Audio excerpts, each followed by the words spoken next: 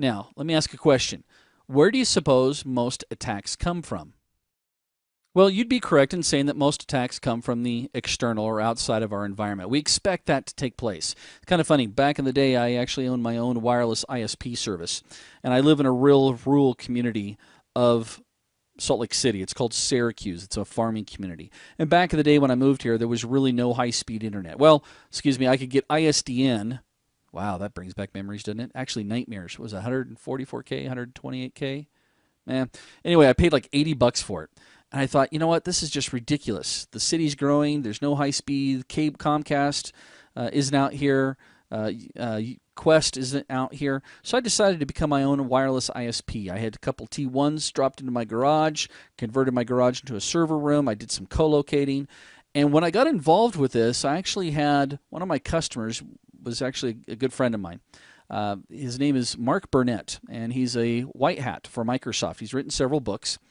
And he told me, he said, hey, Dale, tell you what, since I'm your neighbor, and you're right, internet up here really is terrible, if you give me free internet service, I'll teach you what I know and help you to protect your network. And I went, sold.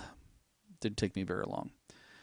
And as we were talked about this, he said, Dale, are you sure you really want to do this? And I said, what do you mean by that, Mark? Of course I want to do this. I want to make some money.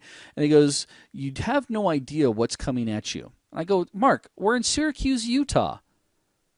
And he said, Dale, it doesn't matter. You are not in Syracuse, Utah, according to the internet. You are a number. And this is a really interesting concept to understand because a lot of people will say, you know, I really don't care if a hacker gets my system. They can steal all my money because I don't have any money. Well, technically, I may not be after your money. I may be after your resources. Or I may be looking for a fall guy. Use your computer to attack somebody and have them come visit you. Now, other places that attacks come from include foreign countries. We hear this in the news almost daily. What the most recent one is the Sony hacking scandal from China. North Korea? Yeah, North Korea. Now, I'm not about to sit here and tell you that the United States is innocent because the United States is, even though we are a big target, and you saw that in the first video, we're getting DDoSs all the time. But trust me, we do the same thing. Let's see. I happen to remember an article is really weird. Back when the first Desert Storm took place, the night it launched, all the defense systems went down in Iraq. So just know that that may be another source of your attacks. Another one that a lot of people don't think about is internal. It's almost like retail theft. A majority of your attacks will come from internal sources. In fact, just recently here in 2015, Morgan Stanley, and for those of you guys who don't know who those guys are, they're one of the world's largest financial service firms.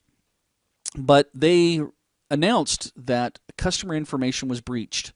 Now, it wasn't because some hacker was, determined to get in, or any type of sophisticated email attack, or any type of buffer overflow attack.